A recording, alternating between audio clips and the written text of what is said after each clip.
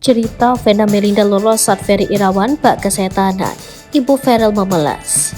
Vena Melinda ceritakan detik-detik mencekam saat dirinya bisa lolos dari Ferry Irawan. Vena Melinda mengaku saat dirinya mengalami KDRT, Ferry Irawan terus mencoba menyerangnya.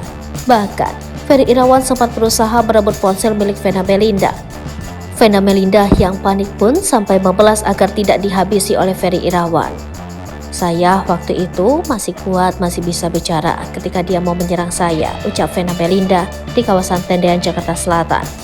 Vena berteriak meminta agar suaminya sadar dan tidak melakukan kekerasan yang bisa saja menghabisi dirinya. "Kemudian saya tatap matanya, saya bilang, 'Jangan habisi saya. Ingat, kamu punya ibu perempuan.' Disitulah saya bisa rebut handphone saya dan dia mulai tersadar," terang Vena Melinda. "Saya nggak bayangin kalau saat itu saya pingsan gimana jadinya," ungkapnya.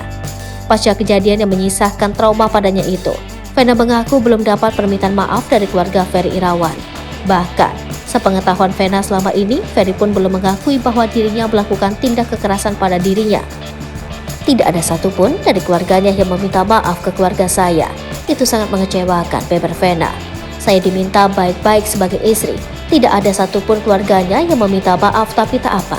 Ferry Irawan saja tak pernah mengakui kesalahannya," jelasnya.